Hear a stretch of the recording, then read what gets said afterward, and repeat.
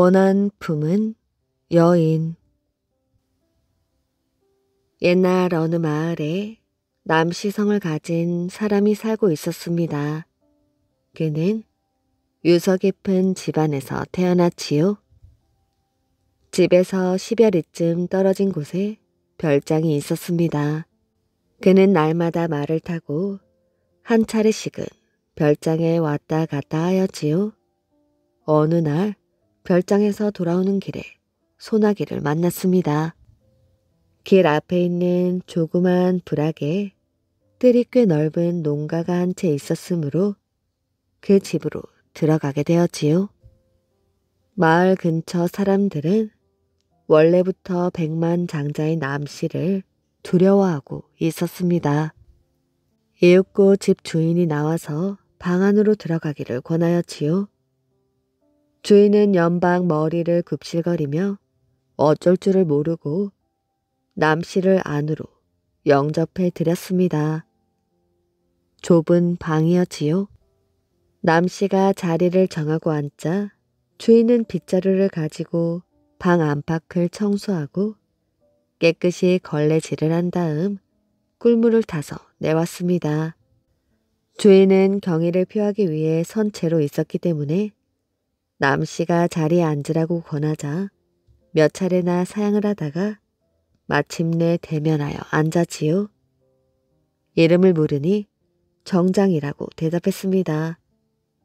이윽고 술상이 나오고 닭을 잡아 극진하게 대접해 주었지요.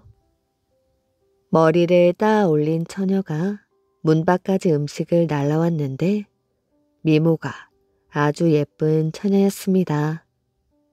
남씨는 어느덧 욕심이 생겼지요. 비가 그쳐 집에 돌아온 후에도 그 여인의 얼굴을 그리며 잊지 못했습니다.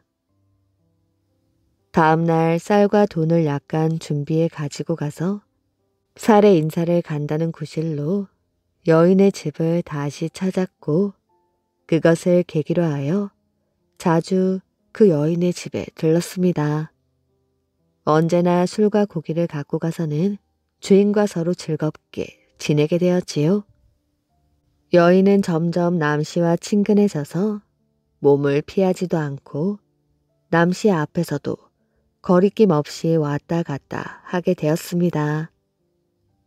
남씨는 더욱 여인에게 반하여 사흘이 멀다 하고 정장의 집을 찾았지요. 어느 날 남씨는 주인이 없는 시간에 정장의 집을 찾아갔습니다. 잠시 기다리고 있었는데 이윽고 여인이 나와서 접대를 하였지요. 남씨는 여인의 손목을 잡았습니다. 화가 난 여인은 남씨의 손을 뿌리치며 말했습니다. 저는 가난한 집의 딸이지만 정식으로 혼인하기를 원합니다.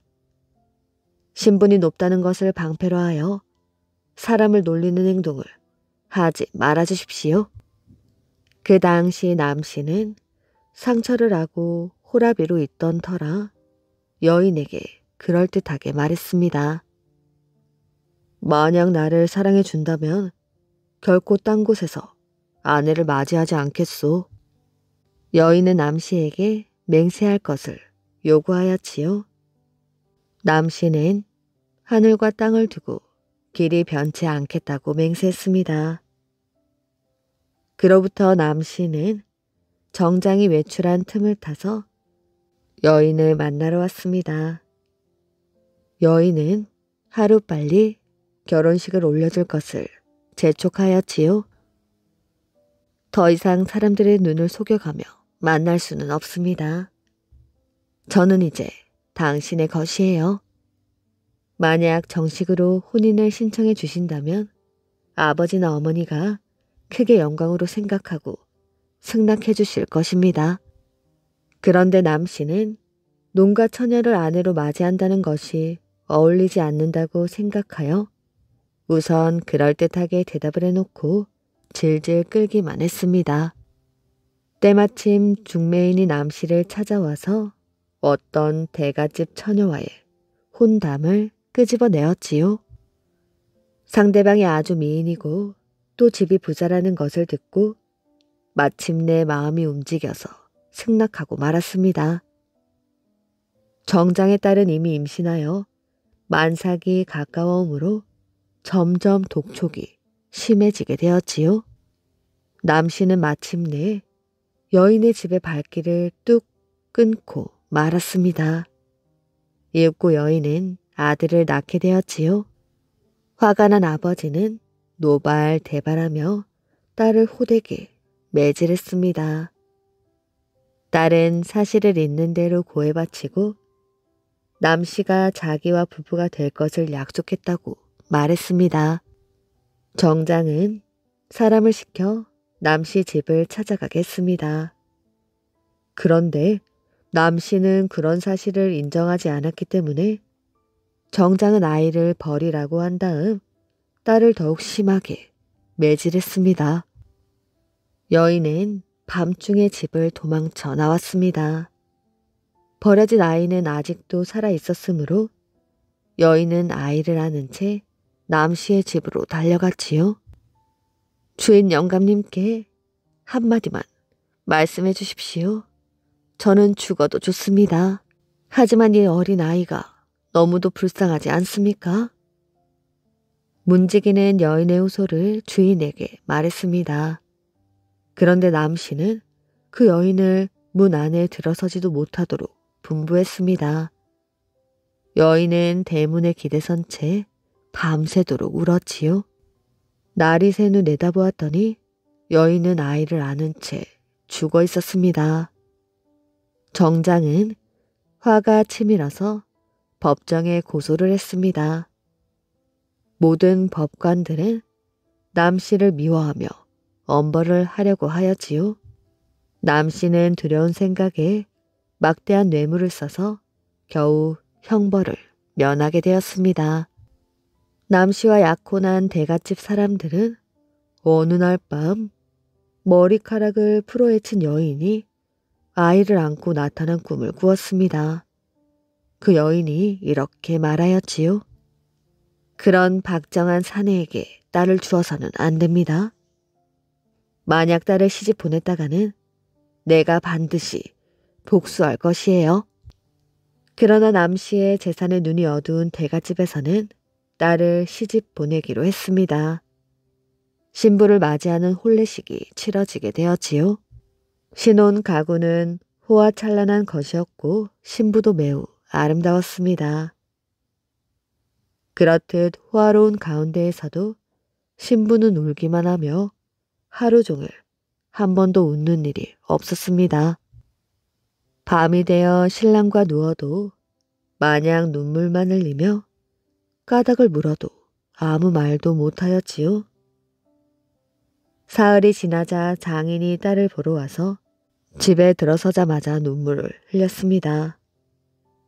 남씨는 까닭을 물어볼 사이도 없이 장인을 인도하여 신부의 방으로 갔습니다. 장인은 딸을 보자마자 크게 놀라 소리쳤지요. 집에 들어오기 바로 전에 복숭아 나무 밑에 죽은 내 딸을 보았는데 지금 방 안에 있는 것은 누구인가? 그 말이 떨어지자마자 여자의 얼굴빛이 변하며 쓰러지더니 금세 숨이 끊어지게 되었습니다. 자세히 보니 그 여인은 정장의 딸이었지요. 황급히 후원으로 나가보니 신부가 죽어 있는 것이었습니다. 정신이 발칵 뒤집힌 남씨는 이러한 사실을 정장에게 알렸지요. 정장이 딸의 무덤을 파헤쳐 보니 시체가 없는 것이었습니다. 정장은 비통과 격분을 참을 길이 없어 두 번째로 법정에 호소하였지요. 남씨는 다시 정장에게 막대한 재물을 주어 이 이상 책임을 추궁하지 말도록 애원했습니다. 현 지사도 남씨로부터 뇌물을 받고 청탁을 받았기 때문에 사건은 유야무야로 돌아가고 말았지요. 그러나 남씨의 가세는 이런 일이 있은 다음부터 점차 쇠퇴하기 시작했습니다. 소문을 듣고 겁을 먹은 사람들은 그에게 딸을 시집 보내려고 하지 않았습니다. 남 씨는 할 수 없이 수백 리 떨어진 곳에 사는 조진사의 딸과 약혼을 정했으나 결혼식은 올리지 않고 있었지요. 그런데 그때 마침 궁정에서 양갓집 처녀를 선택하여 후궁으로 데려간다는 소문이 전해지게 되었습니다. 그 때문에 딸이 있는 집에서는 어느 집을 막론하고 시집 보내기에 바빴지요. 어느 날 노파가 남 씨의 집에 도착했습니다. 조진사의 집에서 신부를 데리고 왔다는 노파는 신부를 대동하고 방 안에 들어와서 남 씨에게 말하였지요. 궁녀를 간택한다는 소문으로 혼례가 긴박해졌습니다. 급한 사정 때문에 예의 범절을 갖추고 있을 겨를이 없으므로 우선 신부를 데려왔습니다. 어째서 들러리가 없느냐고 묻자 신혼 가구를 장만해가지고 뒤따라오고 있습니다. 라고 말하고 노파는 사라졌지요. 남씨가 신부를 바라보니 아주 아름다웠으므로 유쾌한 기분으로 이야기를 건네보았습니다. 여인은 머리를 숙인 채 머리만 만지작거리고 있었지요. 자세히 보니 그 모습이 정장의 딸을 그대로 살려놓은 것만 같았습니다. 남 씨는 속으로 매우 기분이 나빴으나 이 사실을 말할 수도 없으므로 참고 견디었지요. 그런데 해가 질 무렵이 되어도 처갓집에서 뒤따라오는 사람이 없으므로 이상하게 생각하고 이불을 들추어 신부에게 까닭을 물으려고 했습니다. 그런데 뜻밖에도 신부는 싸늘하게 죽어 있었지요. 남 씨는 놀라고 두려운 마음이 들었습니다. 어찌된 영문인지 짐작할 수조차 없었지요. 급히 조진사에게 사람을 보내어 사실을 알렸습니다. 그런데 조진사 집에서는 딸을 보낸 사실이 없다고 했습니다. 그 당시 조씨 성을 가진 사람의 딸이 죽었지요. 장례를 치른 지 이틀 만에 도둑이 그 무덤을 파헤친 사건이 일어났습니다. 관은 부서지고 시체도 없어진 것이었지요. 조씨는 남씨의 집에 기괴한 사건을 듣고 직접 남씨를 찾아와서 죽은 신부의 시체를 보게 되었습니다. 그녀는 틀림없는 자기의 딸이었습니다. 조씨는 격분하여 소장을 작성하여 법정에 고발을 하였지요.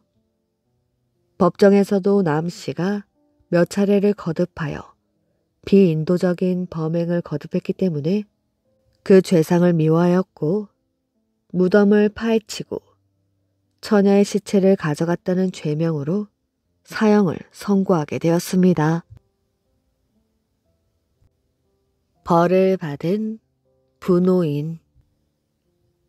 옛날에 전라남도 해남군에 분노인이 살고 있었습니다.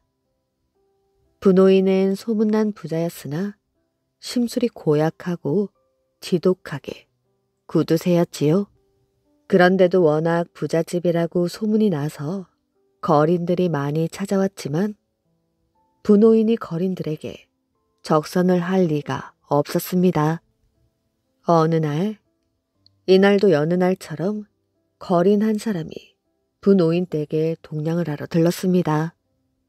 영감님, 한 푼 보태주십시오. 아니, 이 녀석이?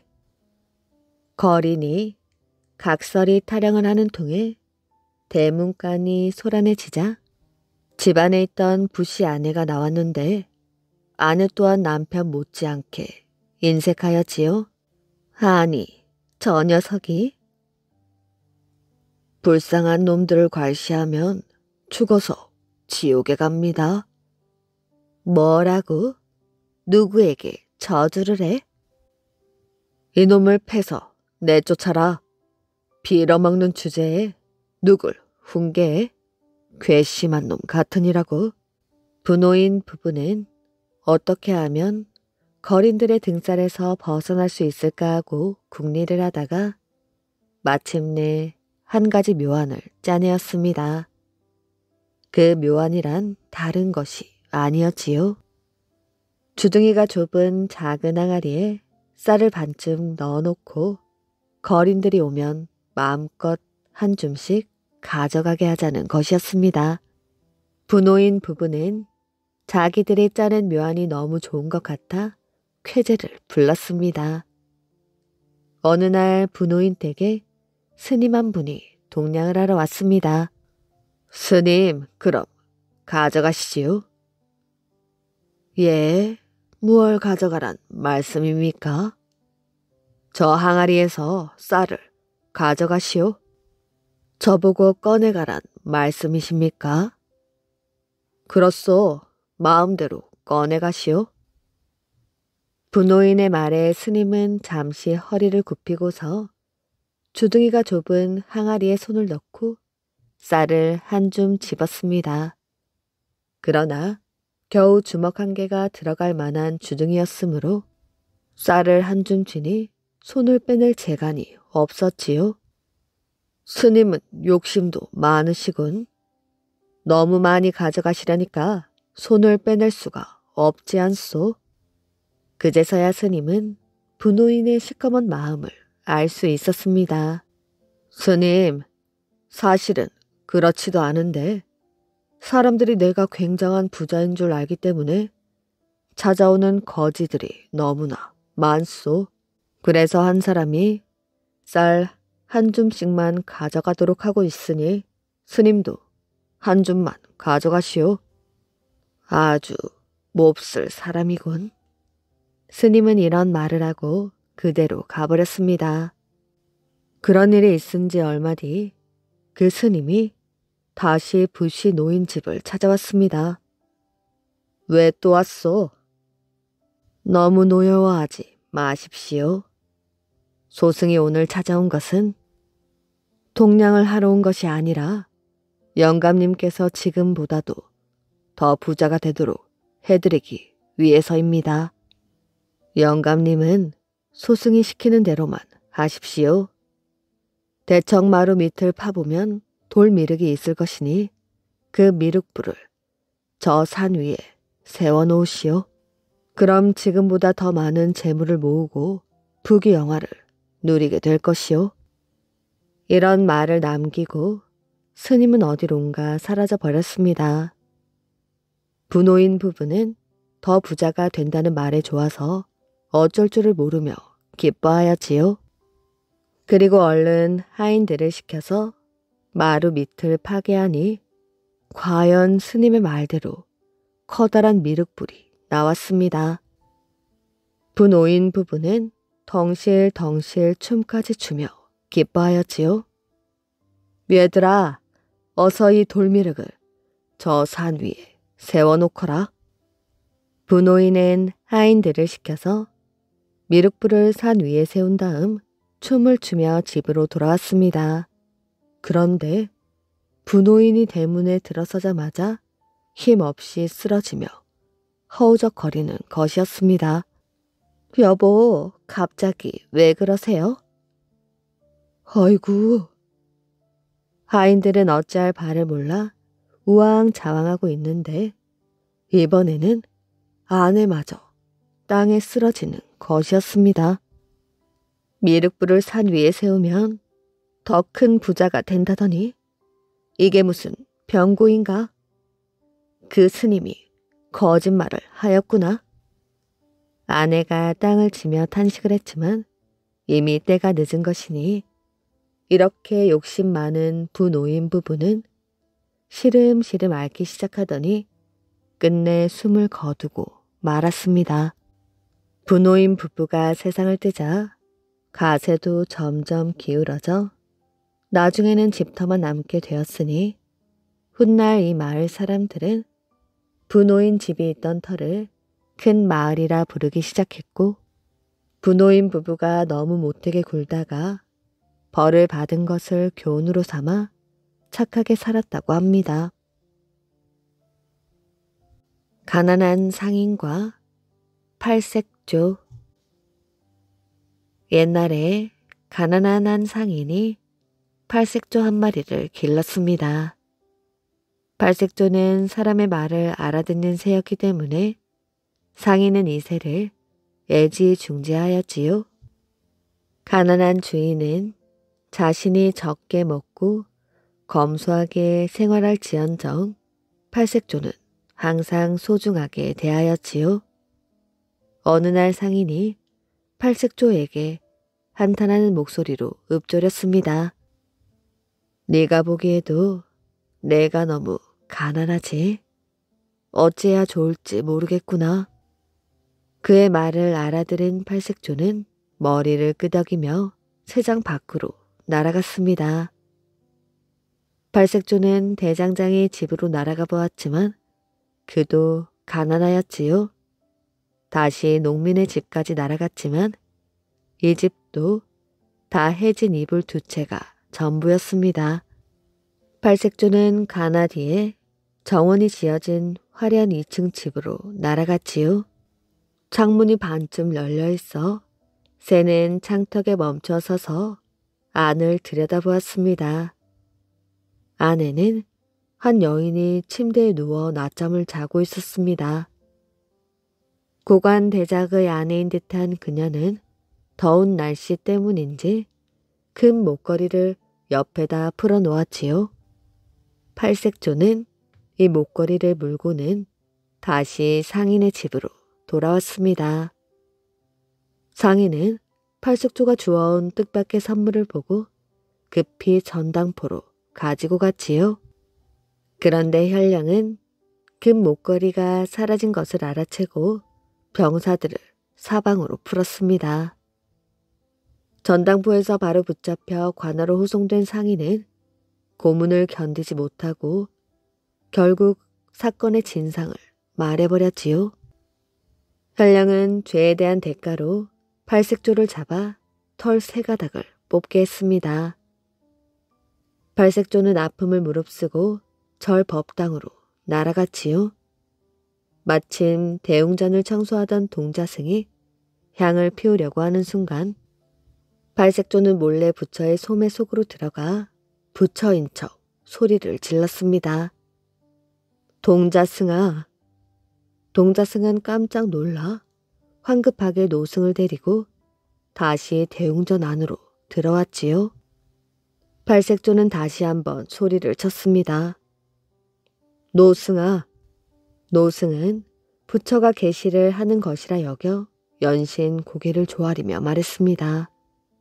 부처님, 무슨 일이십니까? 얼른 가서 현령을 데려오너라. 노승은 급히 관아로 달려가 상황을 이야기해 주었지만 현령은 믿지 않았습니다. 그러나 현령의 아내가 부처가 말문을 열었다면 이것은 돈을 벌 수 있는 기회라며 현령의 팔을 이끌고 대웅전으로 달려갔지요. 이런 나쁜 놈의 관리 같으니라고. 네 죄를 네가 알렸다. 얼른 꿇어앉지 못하겠느냐? 현령의 아내는 급히 방석 위에 꿇어앉아 연신 머리를 조아리며 용서를 구했지만 교활했던 현령은 그때까지도 반신반의했습니다. 이때 마침 법당 안으로 바람이 불어오면서 부처 앞에 놓여있던 깃이 바람에 날렸습니다. 이 깃이 촛대 위를 돌다가 초를 넘어뜨리는 바람에 뜨거운 촛농이 현령 얼굴에 튀고 말았습니다. 부처의 계시라 판단한 현령은 그만 얼굴이 사색이 되고 말았지요. 너는 어찌하여 팔색조의 깃털을 뽑아갔느냐? 그것에 대한 대가로 네 수염을 3가닥 뽑겠다. 현령은 아플까 겁이 나서 수염을 뽑을 엄두를 내지 못하였습니다. 뽑지 않겠다면 은 300냥을 팔색조의 주인집으로 보내거라. 현령은 수염을 뽑지 못하고 그의 아내는 은 300냥이 아깝다며 법당에서 논쟁을 벌였지요. 노승이 부처의 심판을 따르도록 설득하자 둘은 순순히 은 300냥을 내놓았습니다. 이 돈이 미천이 되어 상인의 사업은 날로 번창하게 되었지요. 발색조는 이것으로 자신을 길러준 은혜에 보답했다고 생각하여 다시는 상인에게 돌아가지 않았다고 합니다. 원수 갚은 여우. 옛날 어느 날 독수리와 여우가 만나 약속을 했습니다. 우리는 이웃 사촌이야. 서로서로 도우며 사이좋게 지내자. 독수리와 여우는 굳게 맹세하며 한 곳에서 같이 살기로 했습니다. 독수리는 나무 꼭대기에 둥지를 틀고 여우는 그 나무 옆에 서 있는 풀숲에 보금자리를 마련하기로 하였지요. 시간이 흘러 독수리와 여우는 새끼를 낳게 되었습니다. 둘은 새끼들에게 먹이를 구해주느라 서로 바쁘게 지내었지요. 그러던 어느 날 독수리는 여우가 먹이를 구하러 집을 나서는 것을 보았습니다. 여우 집에 새끼들이 있겠지. 그 놈들을 잡아 배고파 우는 우리 새끼들에게 먹여야겠다. 독수리는 여우 새끼들을 자기 둥지로 물어와 새끼들에게 먹임으로써 여우와 원수 사이가 되었습니다. 화가 난 여우는 독수리에게 복수를 하고 싶었지요. 하지만 날개가 없어서 독수리에게 가까이 갈 수가 없었습니다. 여우는 원수인 독수리를 저주하며 제우스에게 하소연을 하였지요. 제우스 신이시여, 당신은 우주 만물을 다스리는 분입니다. 하지만 저는 당신에게 불만이 많습니다. 왜 동물 세상에서 일어나는 일은 나 몰라라 하십니까? 어째서 저 같은 억울하고 기막힌 사정은 관심조차 없으십니까? 제우스는 여우의 하소연을 들었습니다. 그로부터 얼마 뒤 여우에게 원수를 갚을 기회가 오고 말았지요. 농부들이 들판에 모여 양을 불에 태워 제사를 지내고 있을 때였습니다. 갑자기 독수리가 달려들어 양고기를 채워가게 되었지요. 독수리는 양고기를 둥지에 넣어 새끼들에게 주었습니다. 그런데 양고기의 불씨를 머금은 나무 조각이 붙어 있었던 것이었지요. 때마침 강한 바람이 불어와 둥지에 불이 옮겨 붙었습니다. 그리하여 둥지는 불길에 휩싸였고 날지 못하는 독수리 새끼들은 불에 타 죽어 아래로 떨어지고 말았지요. 여우는 이 기회를 놓치지 않았습니다. 어미 독수리가 지켜보는 가운데 재빨리 달려들어 독수리 새끼들을 먹어 치웠다고 합니다. 다른 사람들을 배신하고 못된 짓을 하는 사람은 언젠가 그 죗값을 치르고 만다는 이야기입니다. 거지 100명과 혼인을 한 사내. 옛날에 일시성을 가진 사람에게 허생이라는 친구가 있었지요. 그런데 그 친구는 너무도 가난하여 굶어 죽을 지경에 이르게 되었습니다. 이생이 불쌍히 여겨 추천하여 보참봉에 제수되자 허생이 찾아와 인사를 하였습니다. 다행히 공 덕분에 이름이 관적에 오르고 노구로 생활하게 되었으니 나를 생각한 그 은혜는 말로 다 표현할 수 없네. 그러나 벼슬에 종사하는 자는 반드시 장복과 복마를 가져야 하는데 다 갖추기가 하늘의 별 따기만큼이나 어려우니 공의 은혜를 헛되게 만든 것 같네. 이생은 종 한 명과 말 한 필로 그 친구를 도와주었습니다. 몇 달 뒤 허생이 또 이생을 찾아와서 탄식하는 것이었지요. 공은 나를 살리려 하는데 하늘은 나를 죽이려 하니 어찌할꼬?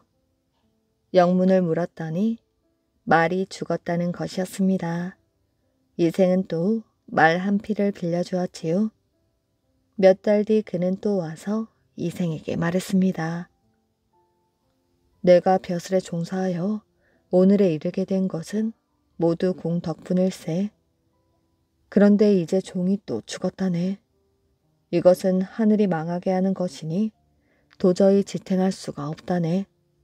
나는 이미 벼슬을 포기하고 집을 나가 살기로 결심했다네. 이생은 몹시 놀라 당황하였지요. 그러나 계속해서 대줄 수는 없어서 말로만 위로하여 보내었습니다. 그 친구는 며칠 만에 다시 와서 작별 인사를 하였습니다. 손에는 쪽박을 들고 어깨에는 자루를 맨 것으로 보아 멀리 떠날 김이었지요.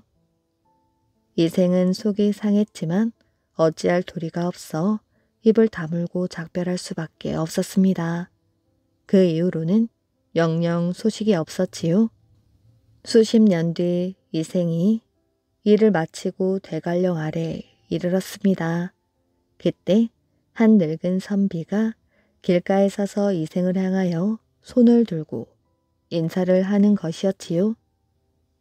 대감, 잘 있었소.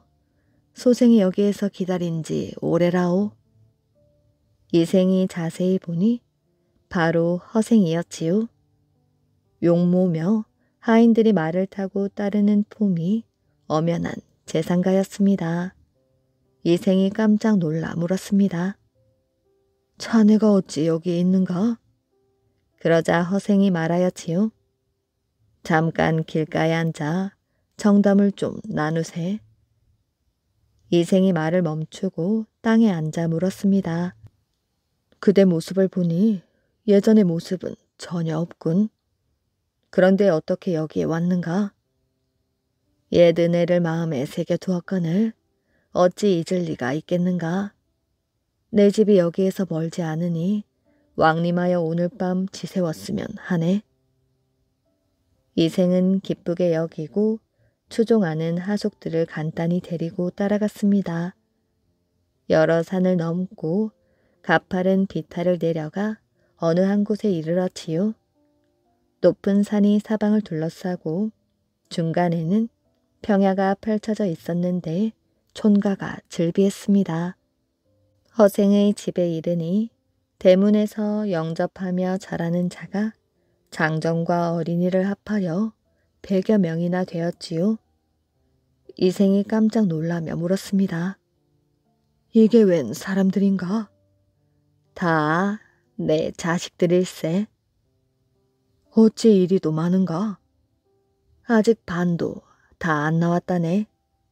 대문에 들어서니 마루 아래에서 맞이하며 절하는 어린아이가 또 100여 명이나 되었지요. 이들도 자네의 자식들인가? 이 밖에도 아직 강보에 쌓인 것들도 있다네. 자리에 앉아서 이생이 또 물었지요. 자네는 어찌 부자가 되고 이처럼 자녀를 많이 두었는가? 간단히 얘기하기 어려우니 조용히 설명해 주겠네. 처음 내가 공과 작별하고 곧바로 중국에 나가니 당시 나라에 심한 흉년이 들었는데 영동에만 풍년이 들어 이곳으로 모여드는 거지들이 길을 가득 메웠더군. 그래서 거지들 속에서 남자들은 다 놓아두고 젊은 여인들만 유인하여 100여 명을 모아가지고 10여일에 걸쳐 돌아가며 날마다 10명씩을 거느렸다네. 그런데 이때부터 모두 나를 남편으로 삼고 따라다니는 것이야. 아침에는 사방으로 흩어져 나가고 저녁에는 돌아왔는데 구걸한 곡식이 한 마리 되기도 하고 적어도 몇 대는 되었으며 한 사람도 빈 자루를 들고 돌아오는 적이 없었네. 나는 가만히 앉아서 그녀들의 공대를 받고 배불리 나날을 보냈지. 이곳 저곳을 떠돌다가 여기에 당도하니 인가가 없이 땅이 비어 있더구먼. 그래서 덤불을 베어내고 나무를 잘라 따비를 만들어 여러 여인들에게 파게한 다음 각종 씨앗을 뿌리고 가을에 가서 거두어 들이니 벼며 기장이며 밭과 콩이 1년을 지나기에 충분하였네. 해마다 개가 나여 모두 큰 밭이 이루어져 지금은 해마다 수천 섬의 곡식을 수확한다네. 그리고 여러 여인들이 경제적으로 번갈아 자녀를 출산해 1년에 출생한 자가 30에서 40명에 이르네. 장성하면 모두 농사를 지어 어버이를 봉양하게 하니 지금 이 골짜기의 큰 마을이 다 그들일세. 이생이 깜짝 놀라하며 말했습니다. 사람마다 각기 한 가지 재능은 있는 법인데 자네의 재능은 특별히 여느 사람들과 다르니 참으로 기이한 일이구먼. 그러고는 다음날 돌아왔는데 그 뒤로는 다시는 소식이 없었다고 합니다. 동물의 말을 알아듣는 두건. 옛날 일본의 오키나와에서 있었던 일입니다. 이곳의 한 어부가 어느 날 바닷가를 거닐다가 모래사장 위에서 파닥거리는 물고기 한 마리를 발견하였지요. 평소 같으면 이게 웬 횡재냐며 덜썩 물고기를 잡았을 텐데 이날은 왠지 물고기가 불쌍해 보였습니다. 그래서 그 물고기를 잡아 다시 바다로 보내주었지요. 그리고 다시 바닷가를 거닐고 있는데 어디선가 자기를 부르는 소리가 들리는 것 같았지요. 그래서 돌아보았더니 웬 아름다운 여인이 서 있는 게 아니겠어요? 아까 당신이 살려준 물고기는 용궁의 공주님이랍니다. 그래서 용왕님이 당신에게 은혜를 베풀겠다고 제가 이렇게 모시러 왔습니다. 그 여인이 갑자기 어부의 손을 잡았습니다. 무엇에 홀린 듯 어부는 그 여인을 따라갔고 갑자기 거북이가 나타나더니 어부를 등에 태웠지요. 신기하게도 물속에서 숨을 쉬는데도 코로 물이 들어오지 않았습니다. 어떻게 이럴 수가 있지? 제가 요술 거북이라 그래요. 용왕님이 뭘 갖고 싶냐고 물어보시면 무조건 소리 두건이라고 말씀하세요. 이렇게 하여 어부는 생전 처음으로 말로만 듣던 용궁에 오게 되었습니다. 잔치가 무르익자 용왕은 어부에게 말을 했습니다. 내 딸을 구해준 대가로 네가 원하는 걸 줄 테니 말해보거라. 넋이 빠져있던 어부는 그제야 정신을 차리고 아까 거북이가 한 이야기를 떠올리며 말했습니다. 소리 두건이옵니다. 그러자 용왕은 고개를 설레설레 저었지요. 그 소리 두건은 용궁에도 하나뿐인 귀한 물건이라 망설여졌던 것입니다. 이에 물고기 공주가 나타나 아버지에게 소리 두건을 주라고 애원하였지요. 용왕은 하는 수 없이 어부에게 소리 두건을 주었습니다. 이것은 예사 두건이 아니다.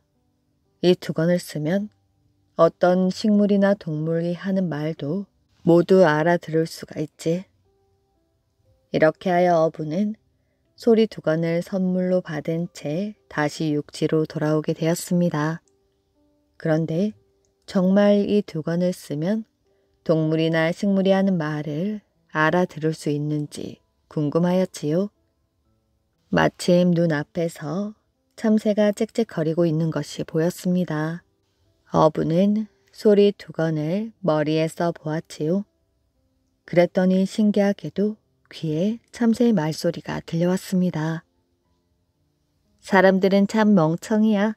저기 냇가에 놓여있는 징검다리 돌 중에 맨 가운데 돌이 사실은 황금인데 그걸 밟고만 지나다니다니.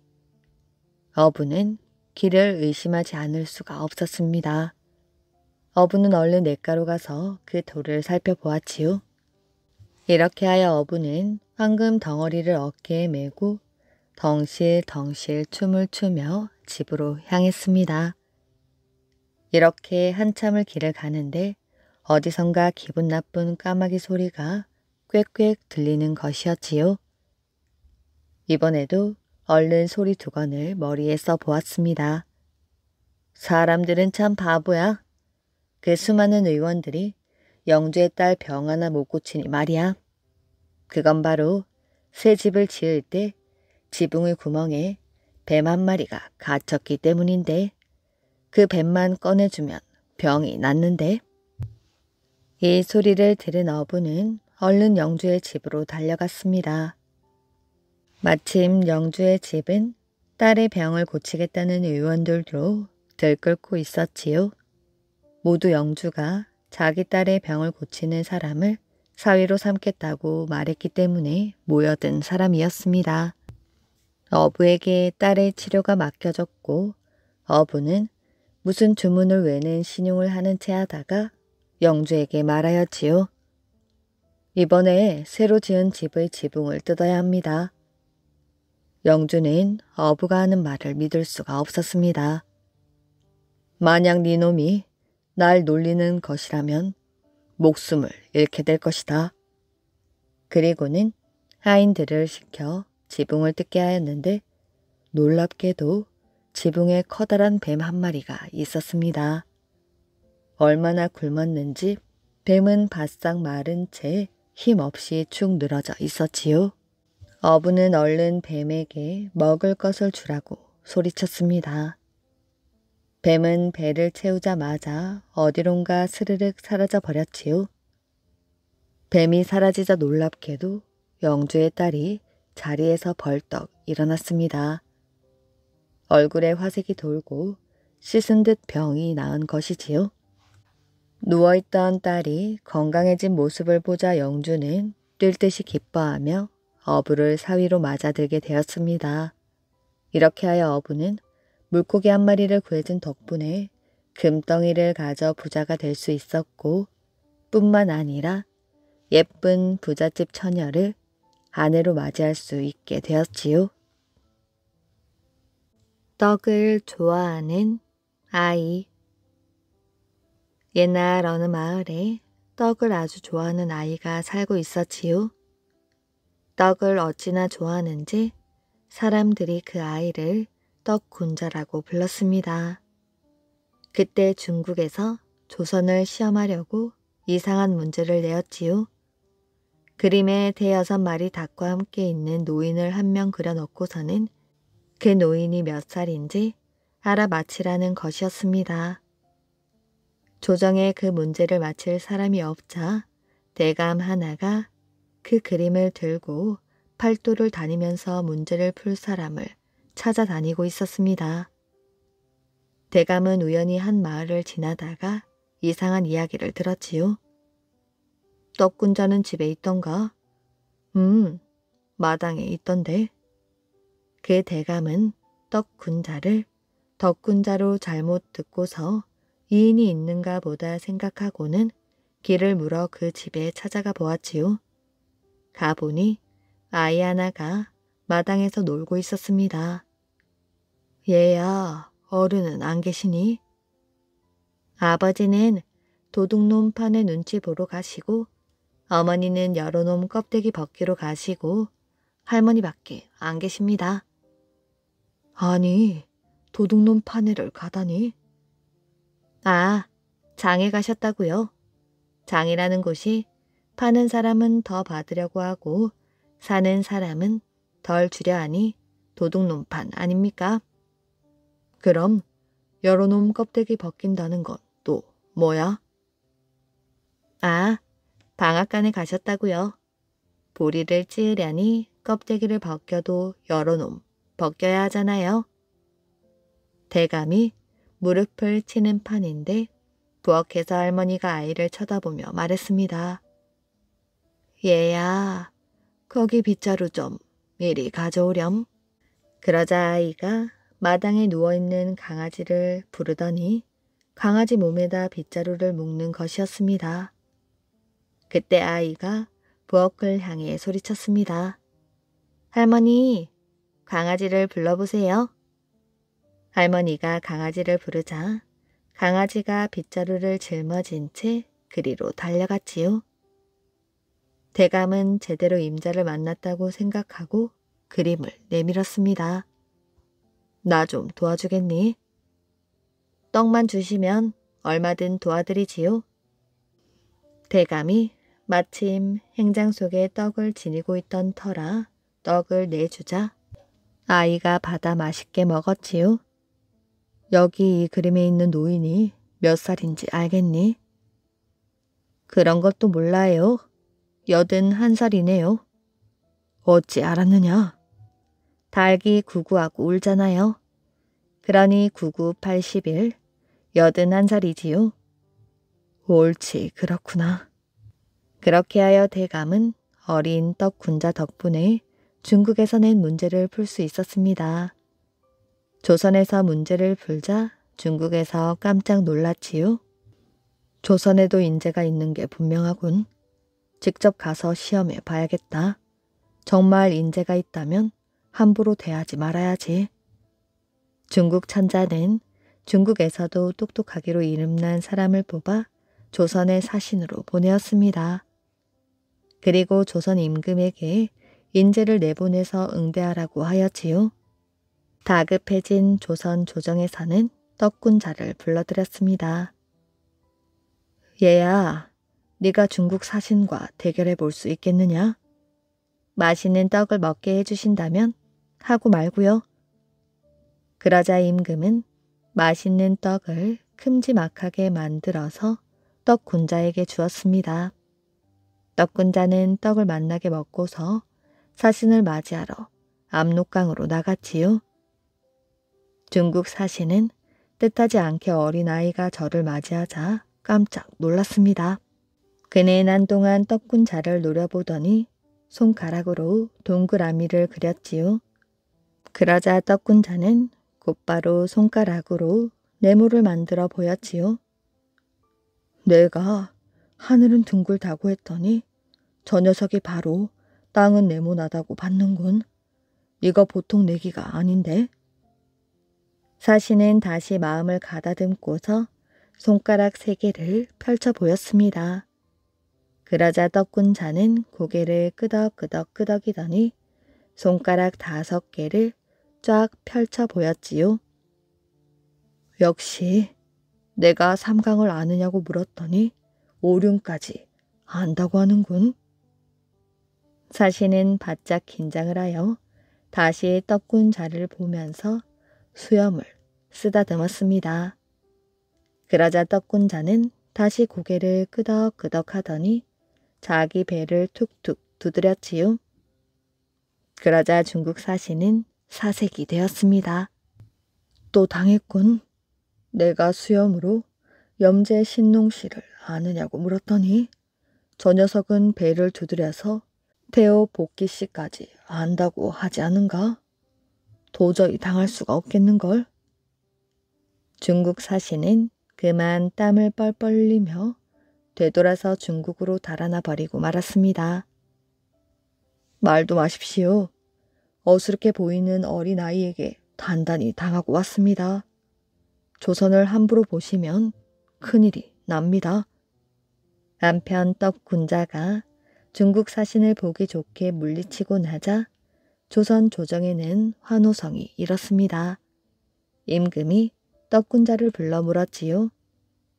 그래, 어찌 중국 사신을 물리쳤단 말인가? 그러자 떡군자가 별것도 아니라는 듯이 미소를 지으며 말했습니다.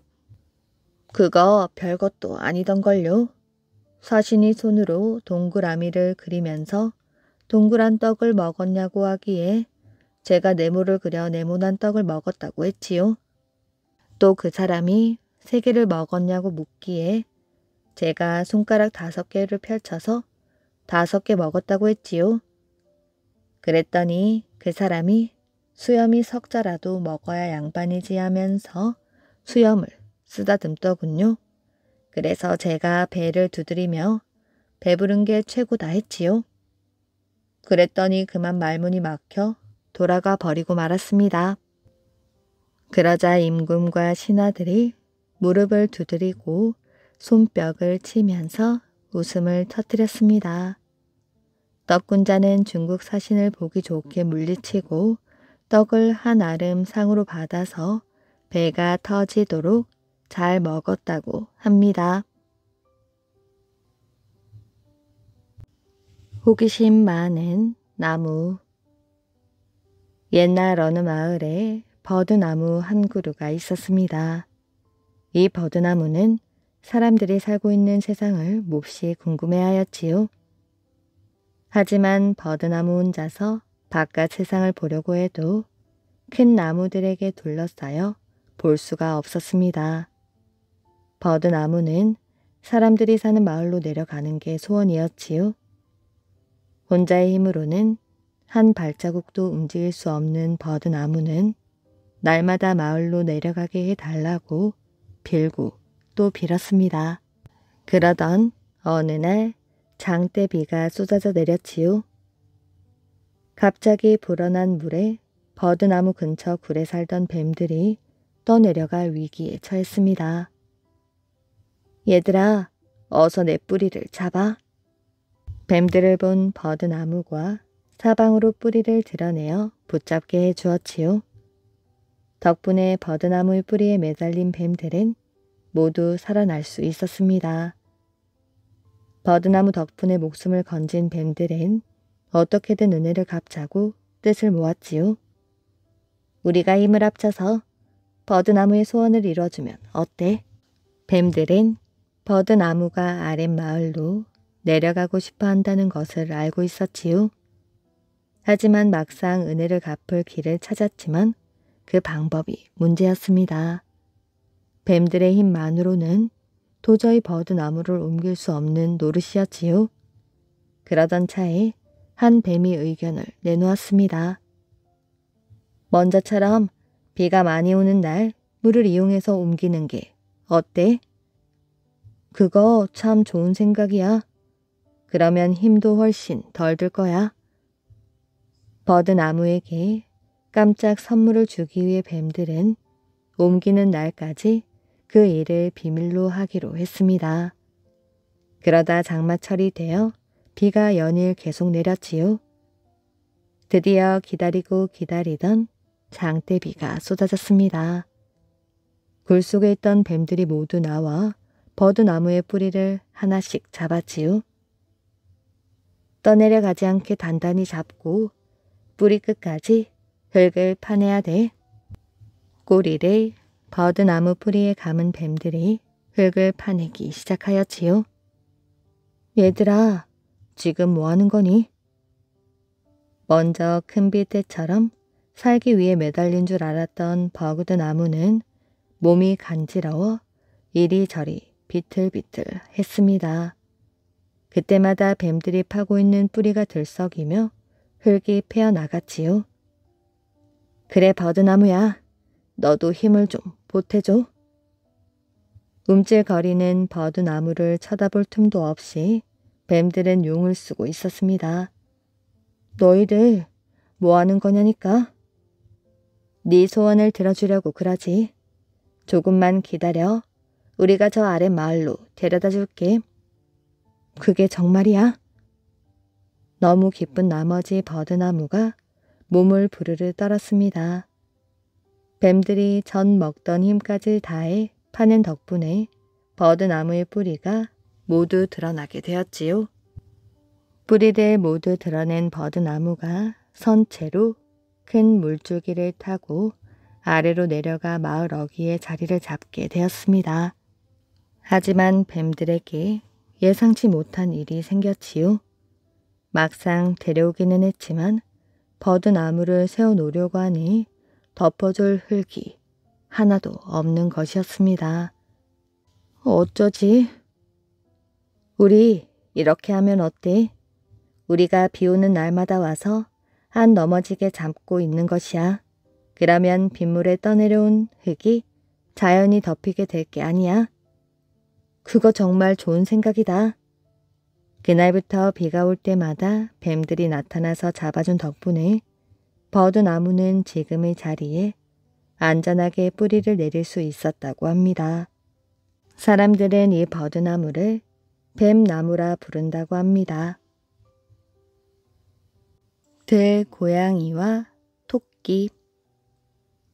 옛날에 포악하고 비열한 들고양이 한 마리가 살고 있었지요. 이 고양이는 먹잇감으로 토끼를 가장 좋아했습니다. 어느 날 고양이는 배가 고파 이렇게 말하였지요. 가서 위대한 토끼를 잡아먹어야지. 위대한 토끼는 통통하고 영리하여 내 저녁 식사로 안성맞춤이지. 그러고는 토끼 사냥을 하러 나갔습니다. 줄 쌓인 위대한 토끼는 멀리 떨어져 있어도 누가 무슨 생각을 하는지 알 수 있는 능력이 있었지요. 그래서 들고양이가 자기를 잡으러 오는 것을 알아차리고는 나무 조각을 한 무더기 주어 앞에 펼쳐놓고는 그것을 타 넘기 시작했습니다. 줄 쌓인 토끼는 그것을 한 번 타 넘을 때마다 아무 흔적도 남기지 않고 1km는 갈 수 있었지요. 들고양이는 세상 끝까지라도 토끼를 따라갈 작정이었습니다. 그래서 길고 아름다운 자기 꼬리를 걸고 맹세하였지요. 만약 내가 위대한 토끼를 잡지 못하면 이 길고 아름다운 꼬리 대신 짧고 뭉툭한 꼬리를 달고 다닐 것이야. 들고양이가 토끼를 찾아 따라가자 처음으로 토끼의 흔적을 발견할 수 있었지요. 다시 따라가자 더 많은 흔적들을 보였습니다. 들고양이는 주술을 부릴 수는 없었지만 끈기는 있었지요. 그래서 계속해서 토끼를 뒤쫓았습니다. 들고양이는 점차 토끼를 따라잡았지요. 토끼는 점점 지쳤고 날까지 어두워졌습니다. 토끼는 눈 덮인 평원에 도착하였지요. 거기에는 조그만 나무 말고는 아무것도 없었습니다. 토끼는 눈 위를 뛰어다니며 주술을 외워가지고 나무로 침대와 의자를 만들었지요. 잠시 뒤 그곳에 도착한 들고양이는 아주 크고 훌륭한 천막으로 된 집을 발견했습니다. 안을 들여다보자 나이가 지긋하고 강해 보이는 추장이 앉아 있었지요. 두 귀가 유난히 긴 것이 조금 이상하였지만 들고양이는 크게 신경 쓰지 않고 물었습니다. 위대한 추장님, 혹시 아주 큰 토끼 한 마리가 도망치는 것을 보지 못하셨나요? 토끼라고? 물론 보았다네. 이 근처에는 토끼가 아주 많거든. 하지만 급할 것은 없지. 이미 밤이 깊었으니 여기서 쉬고 내일 잡도록 하게. 보시다시피 난 늙고 외롭다네. 자네같이 젊고 훌륭한 이가 함께 시간을 보내준다면 정말 고맙지. 내 맛있는 토끼 수프를 대접할 테니 오늘 밤 여기서 묵었다 가시게나. 추장의 말을 들은 들고양이는 우쭐해져서 그렇게 하기로 했습니다. 들고양이는 수프를 맛있게 먹고 모닥불 옆에서 잠이 들었지요. 그런데 새벽에 추워 일어나 보니 천막도 모닥불도 추장도 온데간데 없고 자기 혼자 넓고 황량한 눈 덮인 평원 한가운데 덩그러니 누워있는 게 아니겠어요? 모든 것이 토끼가 주술을 써서 만들어낸 환영인 것을 깨달은 들고양이는 온 몸을 부들부들 떨며 분개했습니다. 위대한 토끼는 또다시 한 번에 1km씩 도망을 갔고 들고양이는 그 뒤를 쫓았지요. 밤이 되자 토끼는 다시 멈추어 작전을 짰습니다. 이번에는 넓은 대지를 뛰어다니며 소나무 가지를 많이 뿌렸습니다. 들고양이가 그곳에 도달했을 때 커다란 마을에서 많은 사람들이 바삐 움직이고 있는 것을 보였지요. 사람들은 모두 흰색 칠을 한 나무로 지은 교회 안으로 들어서고 있었습니다. 들고양이 역시 그들을 따라 안으로 들어갔지요. 머리가 희끗희끗한 목사가 설교를 하고 있었습니다. 목사의 모자 양끝으로 보이는 귀가 유난히 긴 것이 조금 이상했지만 들고양이는 크게 신경 쓰지 않았지요. 긴 설교가 끝나자 들고양이는 목사에게 다가가 물었습니다. 혹시 이 근처에서 위대한 큰 토끼를 보지 못하셨나요? 글쎄요, 잘 모르겠는데요. 하지만 저 건너편 천막에 살고 있는 지혜로운 족장에게 물어보세요. 그는 모르는 게 없답니다. 들고양이는 천막으로 가서 지혜로운 족장을 만났지요. 머리 양쪽에 길고 하얀 덮개를 하고 있는 족장은 들고양이에게 물었습니다. 무엇 때문에 왔는가, 젊은이? 저는 위대한 토끼를 찾고 있습니다. 위대한 토끼를 찾기란 아주 힘들지. 내가 도와주겠네. 오늘은 밤이 깊었으니 여기서 쉬도록 하게. 내 딸들이 자네에게 훌륭한 음식을 대접할 걸세. 아름다운 족장의 딸들은 고양이에게 여러 가지 음식을 가져다 주었지요. 배가 몹시 고팠던 들고양이는 음식 그릇을 깨끗이 비우고 곧 화로 옆에서 졸기 시작했습니다. 족장의 딸들은 그에게 두껍고 흰 곰가죽을 가져와 덮어주었지요. 하지만 다음날 들고양이가 깨어보니 축축하고 안개 낀 나무 숲 속에 혼자 있을 뿐 마을도 추장의 딸들도 없었습니다. 들고양이는 너무 분하여 자기 꼬리와 이빨과 발톱을 걸고 맹세하였지요. 내 기필코 그 토끼를 잡아 죽이고 말 것이야. 하루 종일 토끼를 뒤쫓던 들고양이는 그날 밤 많은 사람들이 모여 연회를 열고 있는 큰 집에 도착하였습니다. 제일 상석에는 머리 양쪽 끝에 2개의 희고 긴 가죽을 뒤집어 쓴 족장이 앉아 있었지요. 토끼를 쫓느라 지친 들고양이는 크고 위대한 토끼를 보았는지 물었습니다. 족장은 연회 중이라면서 들고양이에게 잠시 쉬며 연회에 참석할 것을 권했습니다. 사람들이 돌아가며 노래를 부르고 있었지요. 잠시 후 족장이 말했습니다. 저 손님 노래 실력이 대단한 것 같은데 어떻소? 노래로 우리 연회를 빛내주지 않겠소? 들고양이는 일어나 노래를 불렀습니다. 커다란 토끼여, 내가 너를 얼마나 증오하고 경멸하는지, 내가 너를 얼마나 싫어하는지 아는가? 내가 곧 너를 잡아 죽여 그 가죽을 벗기고 말 것이야. 내 곧 너를 잡아먹고 말 것이다. 노래를 들은 족장은 훌륭한 노래라고 칭찬하더니 보답을 하겠다며 자리에서 일어났습니다. 그러고는 펄쩍 뛰어 들고양이 머리 위를 넘어가며 돌도끼로 머리를 내리치고는 한 번에 1km씩이나 뛰는 잽싼 걸음으로 멀리 도망가 버리고 말았지요. 토끼의 주술에 속은 거스란 고양이는 토끼를 뒤따라 가려 했지만 토끼의 머리를 맞아 생긴 상처 때문에 기운을 쓸 수가 없었습니다.